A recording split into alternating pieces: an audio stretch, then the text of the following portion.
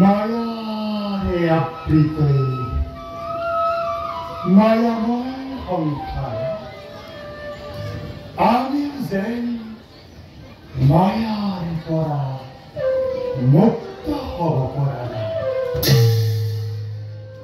পিতৃ সত্য পালনৰ হেতু হাতিব নাপা জানকী উদ্ধাৰৰ বাবে বধ কৰিলো আমি লংকাৰ দুষ্ট ৰাৱণ।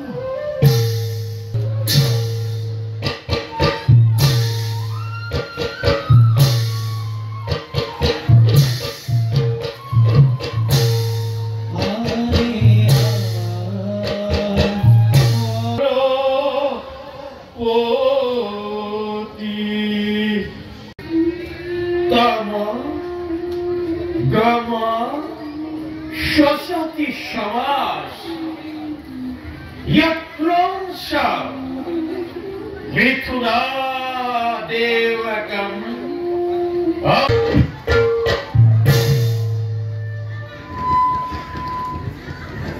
আমি আপোনালোকে ইতিমধ্যে গম পাইছে ৰাস সমিতি কালুগাঁও উদ্যোগত আৰু হলগুৰি মৌজা বাকী ৰাইজৰ সহযোগত আমি প্ৰায় 7 দিনীয়া কাৰ্যসূচীৰে শ্ৰী শ্ৰী কৃষ্ণৰ ৰাসলীলা আৰু ভাওনা প্ৰতিযোগিতা আমি অনুষ্ঠিত কৰিছোঁ। প্ৰথম কথা হ'ল ইতিমধ্যে আমাৰ 2 দিন পাৰ হৈছে। সেই 2 দিনত আমাৰ 2 দিনীয়া যি শ্ৰী শ্ৰী কৃষ্ণৰ ৰাস মহোৎসৱ ইতিমধ্যে কালি সমাপ্তি ঘটিছে, সফল সমাপ্তি। আৰু ইয়াৰ পিছতে আমাৰ 4 দিনকৈ ভাওনা প্ৰতিযোগিতা আৰম্ভ হ'ব। 2খনকৈ নাট প্ৰতিদিনা মঞ্চস্থ হ'ব আৰু এই প্ৰতিযোগিতাত আমি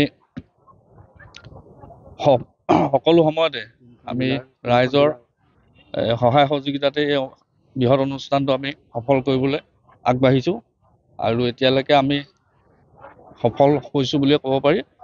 আৰু লগতে দলসমূহ আমাৰ প্ৰায় 3খন জিলাৰ পৰা প্ৰতিনিধিত্ব কৰি আহিছে আৰু সকলো দললৈকে আমি আজি আপোনালোকৰ যোগেদিও তেখেতলৈ আমি শুভেচ্ছা জ্ঞাপন কৰিছোঁ। ইতিমধ্যে আমাৰ যোৰহাট আছে, ডিব্ৰুগড় আছে, শিৱসাগৰ, তেনেকৈ 3খন মৰাণহাট, এনেকৈ 3খন জিলাৰ পৰা প্ৰতিনিধিত্ব কৰিছে দলসমূহে।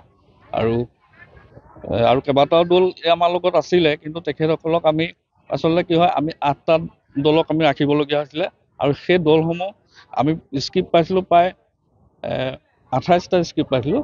তাৰ ভিতৰৰ পৰা আমি 8টা স্ক্ৰিপ্ট আমি বাছনি কৰিছিলোঁ আৰু ৰাইজৰ যাতে ভাল দেখক এনেকুৱা এটা হেৰিয়তে আমি গোটেই কামখিনি কৰিছিলোঁ। আৰু এইটোকে আমি যিবিলাক দলক আমি সুবিধা দিব নোৱাৰিলোঁ, হয়, এতিয়া আমি ধৰক 28টা দল আছিলে যদিও সেই 28টা দলকে আমি ইয়াত মঞ্চস্থ কৰিবলৈ সুবিধা দিব নোৱাৰিলোঁ।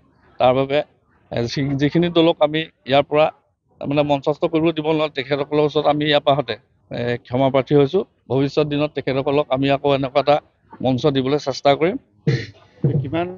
কি পুৰস্কাৰ কেনেকুৱা ধৰণে আমি প্ৰাইজ হিচাপে প্ৰথম প্ৰাইজ ৰাখিছোঁ আমাৰ 61,000, ছেকেণ্ডটো আমি ৰাখিছোঁ 51,000 আৰু তৃতীয়টো ৰাখিছোঁ আমি 41,000 আৰু ইণ্ডিভিজুৱেলি আমি প্ৰায় 36,000 মান টকাৰ প্ৰাইজ আমি ৰাখিছোঁ। শ্ৰেষ্ঠ তাত অভিনেতা অভিনেত্ৰী, দ্বিতীয় শ্ৰেষ্ঠ অভিনেতা অভিনেত্ৰী, শ্ৰেষ্ঠ ভগৱান, এনেকৈ কৰি প্ৰায়খিনি আমি তাত ৰাখিছোঁ আৰু তাৰ সমমূল প্ৰাইজৰ হেৰি হয় আমাৰ 36,000 টকা।